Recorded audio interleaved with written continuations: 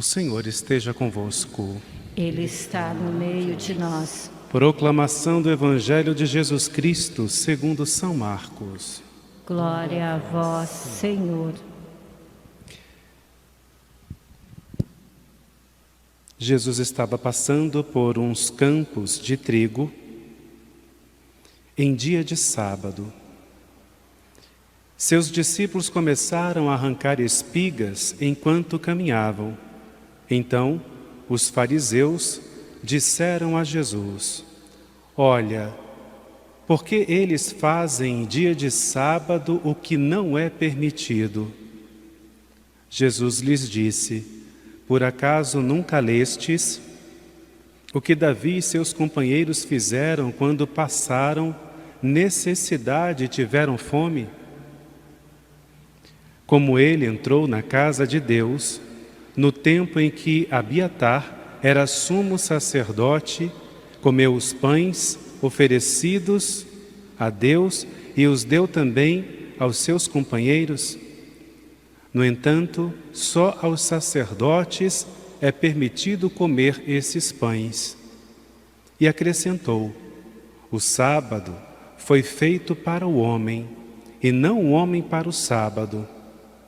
Portanto, o Filho do Homem é Senhor também do sábado.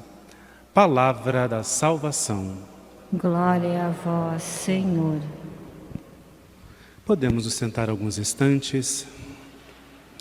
Meus irmãos e minhas irmãs, primeira leitura de hoje da carta aos Hebreus, desta terça-feira da segunda semana do tempo comum, traz para nós um olhar para a ação de Deus no meio da humanidade.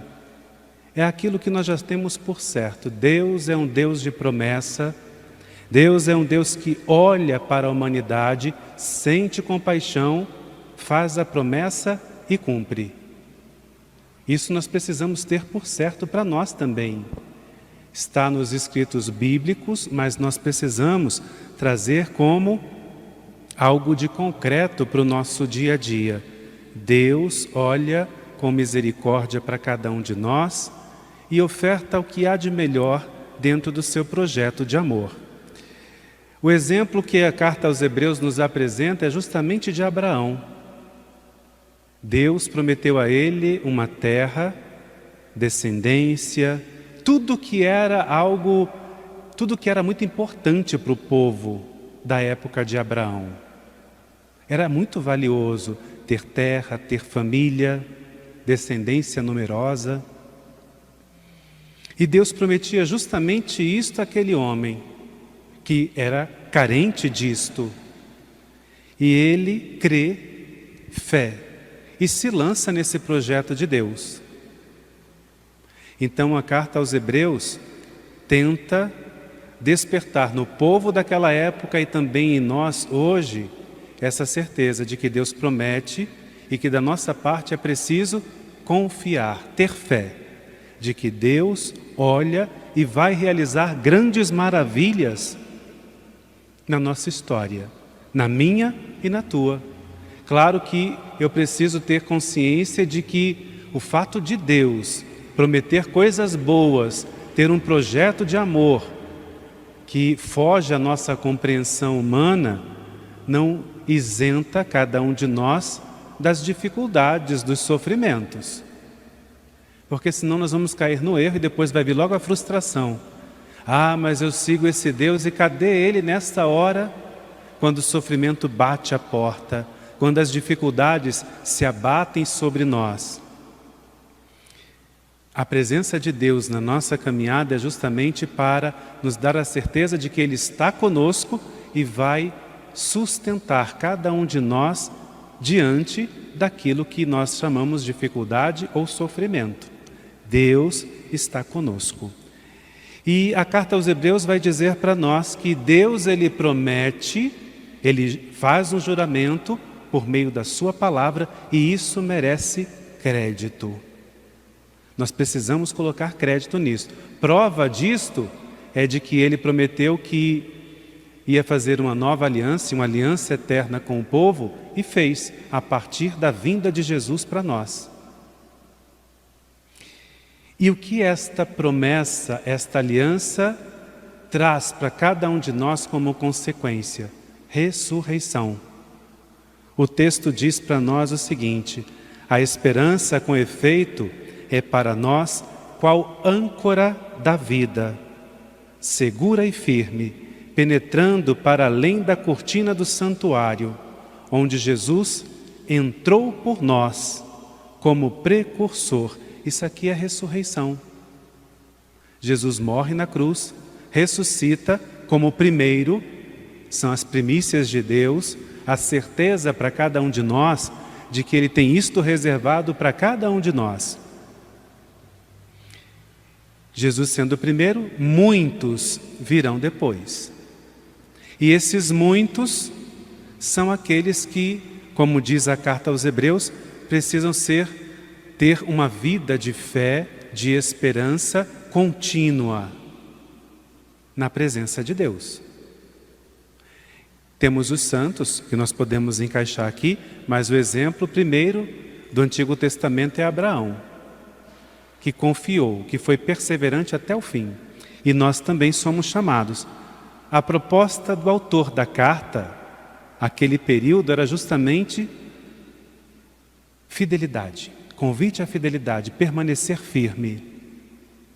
Certamente, aquele povo estava vacilante na fé. Porque em toda a história da igreja, ou do caminhar cristão, sempre teve contratempos. E que muitas vezes abalou a fé do ser humano. E sempre vinha alguém da parte de Deus para apresentar a proposta, ou então a chamada de atenção. É necessário permanecer firme, é necessário a fidelidade a esse Deus. Fé, esperança. E é claro que para que isso aconteça em nós é necessário fidelidade, permanência, mesmo diante das nossas incredulidades. Alguns santos viveram esse momento de incredulidade, de dificuldade na fé, no sentido de perceber uma ausência de Deus, e muitas vezes diziam para eles: minha fé está minada, mas nunca deixavam de rezar. E eu digo para vocês, aqui se encontra a fé. O que estava faltando era consolação. Esse sentir o consolo de Deus. Muitas vezes isso acontece lá no início da caminhada. A gente para e fica lá se deliciando com aquilo que Deus vai concedendo. Nossa, que maravilha! Só que chega um momento em que Deus faz como os pais. Vamos lá, é hora de andar. Chega de engatear, chega de ficar se segurando nas coisas. É hora de começar a caminhar sozinho. Deus também faz isso conosco na fé. Mas é maldade? Não, é confiança. Deus, Ele quer confiar, mesmo sabendo das nossas fragilidades. Deus, Ele confia que nós vamos conseguir superar as dificuldades, os obstáculos que na vida nós vamos enfrentar. Então é preciso. Claro que aqui nós podemos encaixar perfeitamente aquele que hoje nós estamos celebrando como missa votiva no dia 19 de janeiro, São José. Dentro deste ano santo que o Papa apresenta o convite a toda a comunidade cristã católica, apostólica romana, a reverenciar este grande homem na história, por que não dizer da salvação? Um homem que também acreditou em Deus. Imagine só, você, independente de ser homem ou mulher, mas se colocando no lugar de José. Naquele momento em que Maria engravidou pela ação do Espírito Santo, ele recebe essa notícia, recusa, rejeita ela em silêncio, mas em sonho vem um anjo e diz para ele: José, o que aconteceu com Maria é obra do Espírito Santo, vem de Deus, acolhe ela. O que você faria? Guarda a resposta para você. Porque neste nosso ambiente, igreja, nós já estamos abertos à religiosidade, à fé, à devoção. E a primeira resposta, eu responderia do mesmo jeito, eu acolheria Maria. Nós sabemos da história, o que aconteceu. Mas se apagássemos tudo e fosse zerado, nunca tivesse acontecido algo igual, no nosso tempo, século 21, com todas as nossas desconfianças, será que nós iríamos dizer, ou será que nós íamos ficar pensando, será que é de Deus? Será que não é coisa da minha cabeça? José acreditou e ele acolheu Maria. Há tantas coisas que a gente vê na nossa sociedade, muitas propostas que se levantam hoje no nosso tempo e que muitas vezes contrariam a nossa fé, que minam a esperança num futuro em Deus, a ressurreição. E muitas vezes nós optamos por essas coisas e vamos contra até mesmo aquilo que é proposta de vivência de fé, proposta de vivência do Evangelho. Porque a liturgia de hoje, ela visa a vida, a geração de vida. Olhando para o exemplo de São José, ele quis gerar a vida daquele que era enviado de Deus, mas também gerou a vida em Nossa Senhora.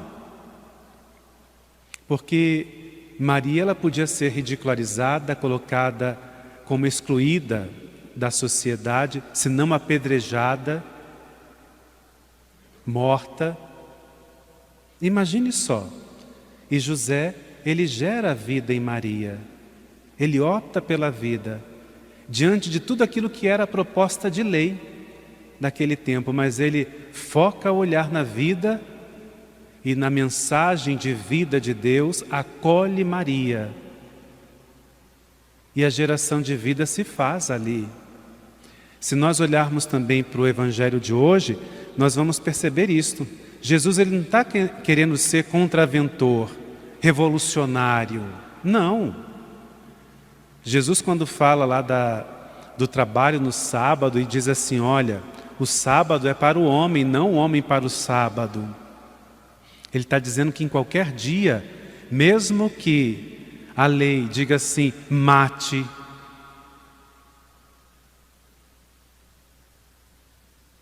nós precisamos ser protetores, promotores da vida, sempre. Então, eles estavam falando assim, olha, teus amigos, os teus discípulos, estão optando por trabalhar em dia de sábado. Isso não é permitido na lei. Só que, diante da fome, e a gente sabe que se a fome faz com que a gente fique descontrolado, e se a gente não come, aquilo vai definhando cada um de nós. É claro que aqui há um refletir ainda mais para frente, na ausência do alimento físico. A morte se apresenta logo à frente. E Jesus, ele vai apresentar essa proposta, trazendo para aqueles homens a reflexão do Antigo Testamento. Olha, Davi, porque era referência para o povo. Davi, quando estava com fome, ele fez aquilo que não era permitido. Ele comeu aquilo que não era permitido. Mas para gerar vida, forças, ele optou por isto, pela geração de vida, não num sentido de se contrapor ou menosprezar aquilo que era lei. Então a defesa da vida, ela está tanto na primeira leitura quanto no Evangelho. E se nós olharmos para a figura de São José, nós vamos ver nele este grande promotor da vida, tanto de Jesus, que estava no ventre de Maria, como da sua mãe, Nossa Senhora.